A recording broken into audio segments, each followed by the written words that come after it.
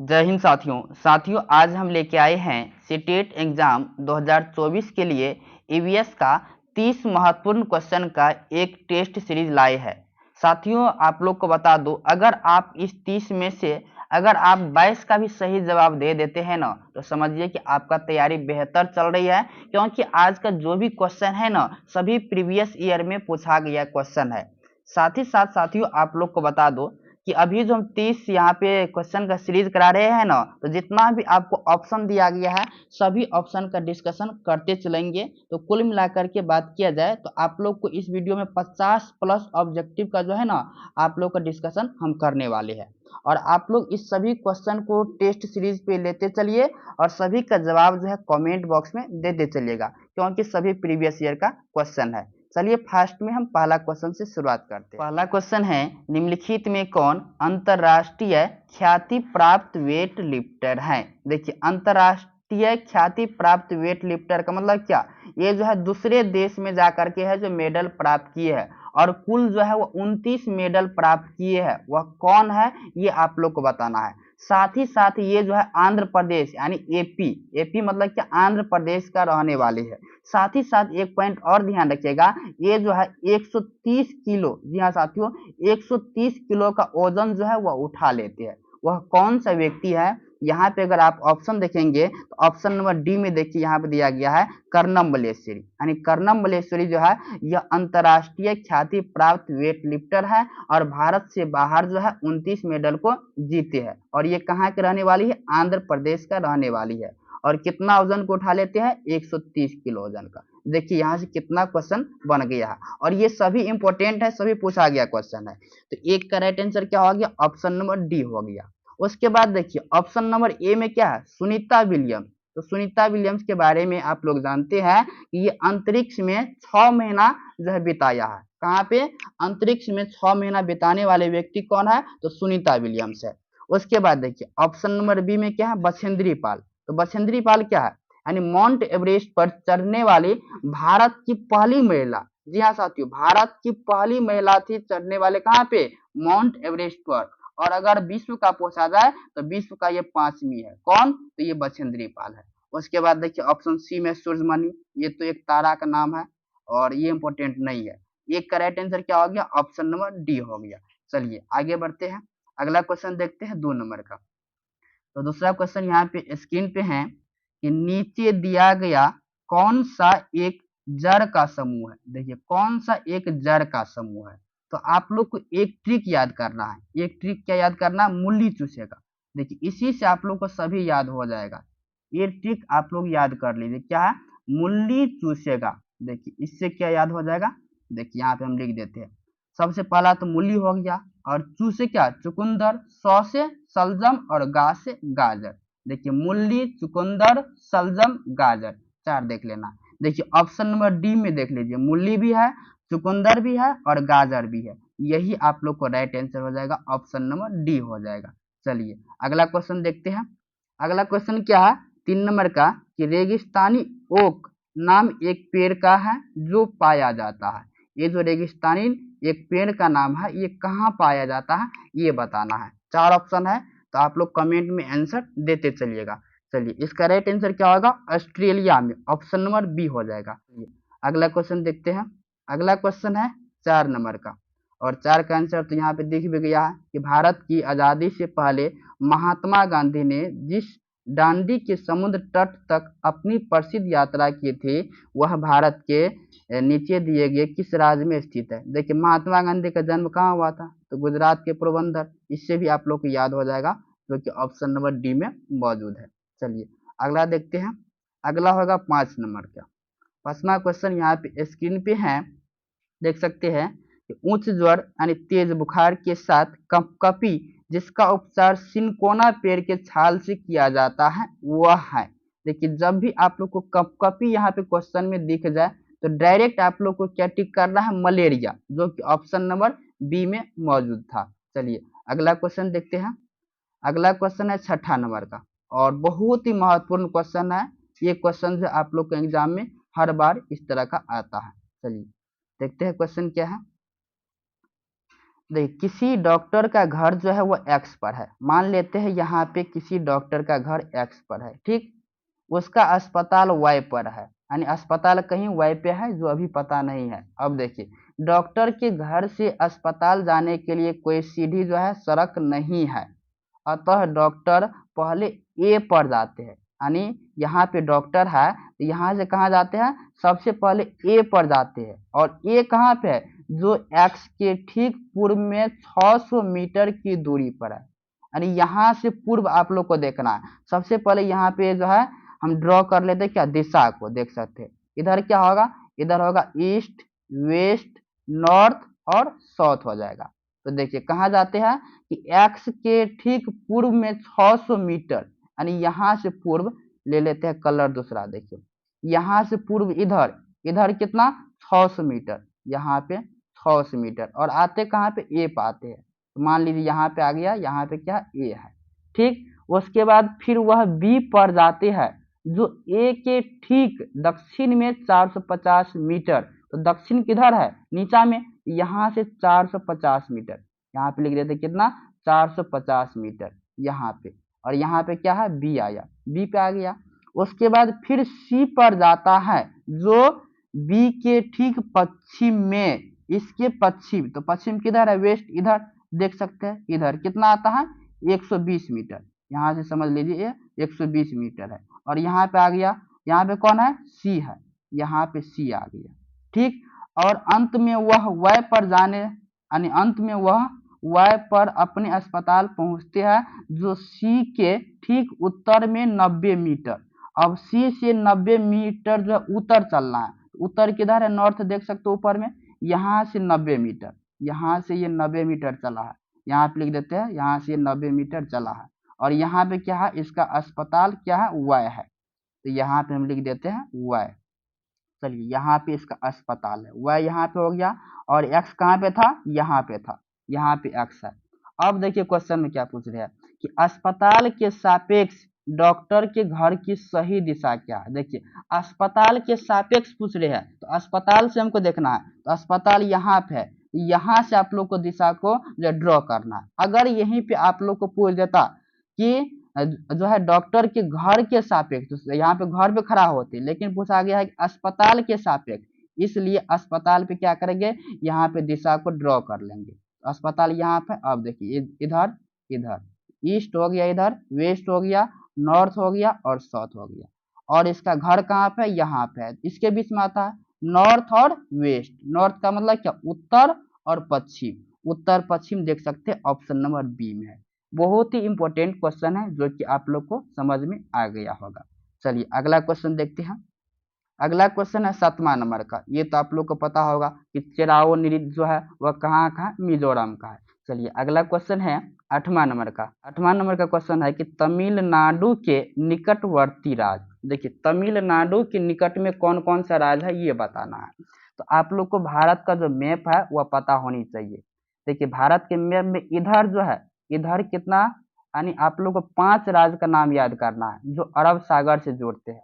और इधर जो आप लोग को 4 राज्य का नाम याद करना है जो कि बंगाल खाड़ी से मिलते हैं। तो कुल मिलाकर के समुद्र के तट पे कितना राज्य है, तो 5 + 4 यानी 9 राज्य है।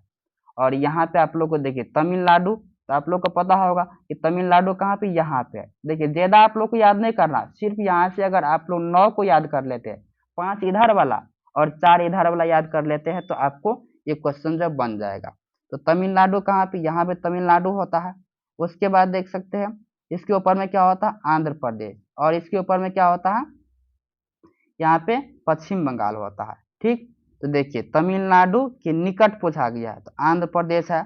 उसके बाद देखिए केरल यहाँ पे होता है, यहाँ पे केरल होता है, ठीक। तो केरल यहाँ हो गया, कर्नाटक, फिर इसी के सटे में क्या होता है, बीच में यहाँ पे कर्नाटक होता है, और यहाँ पे तमिलनाडु है। तो देख सकते हैं कि ऑप्शन नंबर डी ही हो जाएगा। आंध्र प्रदेश तो इसमें भी है, लेकिन उड़ीसा, उड़ीसा यहाँ पे हो जाता है, इसलिए ये ऑप्शन नहीं होगा। केरल तो हो गया, आंध्र प्रदेश और महाराष्ट्र, महाराष्ट्र देखिएगा यहाँ पे होता है मैप में, ठीक। तो ये भी ऑप्शन नहीं होगा। उसके बाद देखिए कर्नाटक, ठीक है, केरल भी ठीक है, लेकिन छत्तीसगढ़, छत्तीसगढ़ जो है यहाँ पे बीच में आ जाता है, यहाँ पे आ जाता है, इसलिए ये भी ऑप्शन कट जाएगा। तो राइट आंसर क्या हो जाएगा, ऑप्शन नंबर डी हो जाएगा। चलिए अगला देख लेते हैं। अगला क्वेश्चन है 9 नंबर का। ये भी क्वेश्चन बहुत ही महत्वपूर्ण है। चलिए देख लेते हैं कैसे बनाना है आपको। क्वेश्चन देखिए क्या है कि कोई व्यक्ति 29 नवंबर 2019 को एक एक्सप्रेस ट्रेन में गुजरात से वह केरल जाने के लिए बैठा है। यह ट्रेन जो है 19:45 में चली है। 19:45 को उसको चेंज कर लेते हैं 12-12 घंटा करके, तो कितना होगा 12-7 जो होता है 19 होता है। तो कुल मिलाकर के बात किया जाए तो 7:45 में वह बैठे है। कितने तारीख को, यानी 29 नवंबर को। ठीक है, उसके बाद देखिए पहुंचते कब है, 1 दिसंबर 2019 को 11:45 में पहुंचते हैं। तो 29 नवंबर के बाद क्या होगा 30 नवंबर, यानी एक दिन एक रात मिला के 24 घंटा हो गया। ठीक, 30 नवंबर के बाद होगा 1 दिसंबर, लेकिन 1 दिसंबर को 11:45 में ही पहुंच गया है। तो यहाँ पे देखिए यहाँ पे समय क्या था 29 नवंबर यहाँ पे था, यहाँ पे 30 नवंबर। 30 नंबर को कितने 7:45 में ले लिया है, कितना समय 24 घंटा। उसके बाद देखिए 7:45 ये PM है।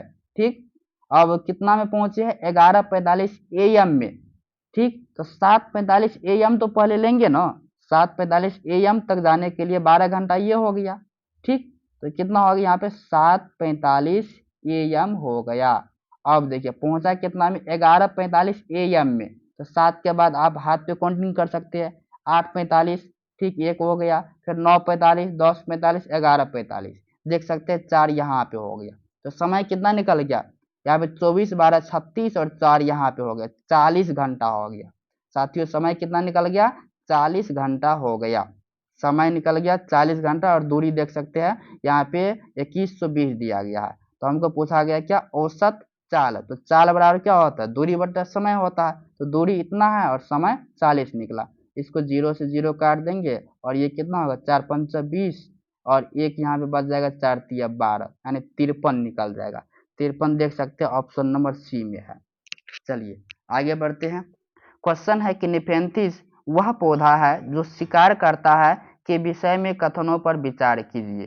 ठीक है, इनमें सही कथन कौन है ये बताना है। देखिए यह पौधा ऑस्ट्रेलिया, इंडोनेशिया और भारत के मेघालय में पाया जाता है, बिल्कुल राइट है। ठीक, इसका आकार जो घड़े जैसा होता है और इसका मुंह एक पत्ते से ढका होता है, ये भी सही है।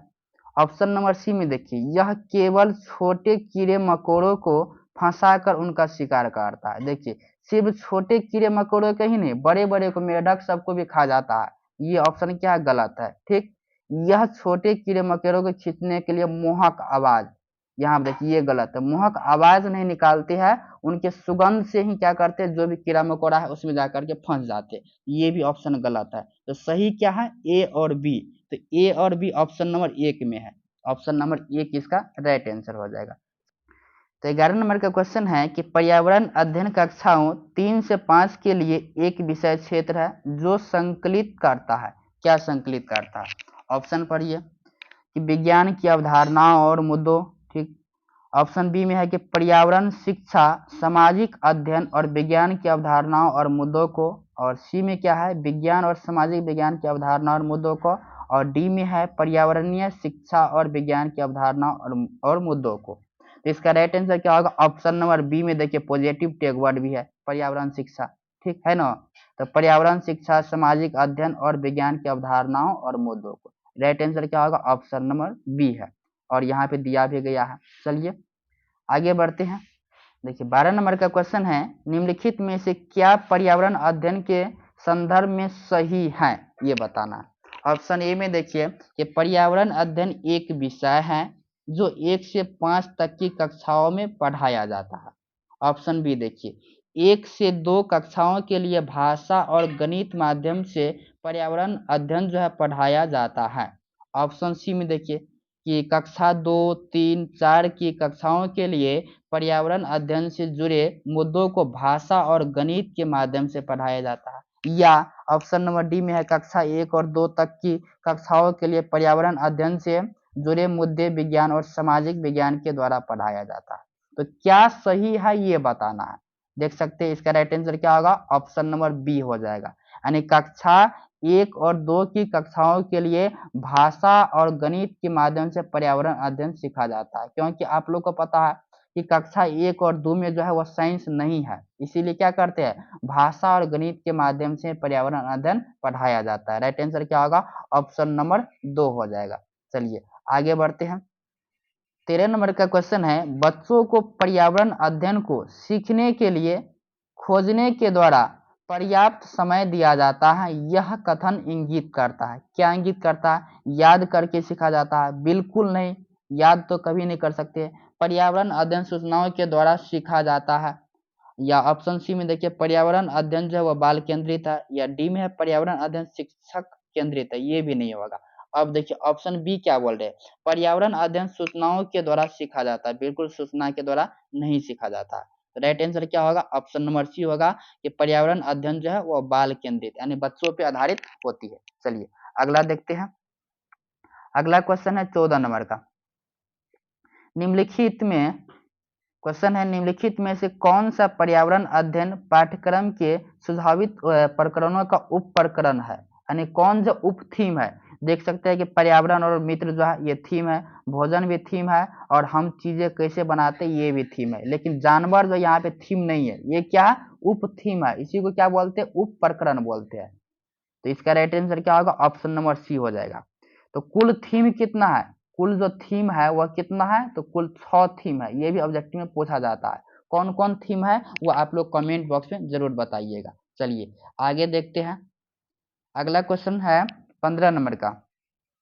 निम्नलिखित में से क्या पर्यावरण अध्ययन के शिक्षक के लिए वांछनीय गतिविधि है।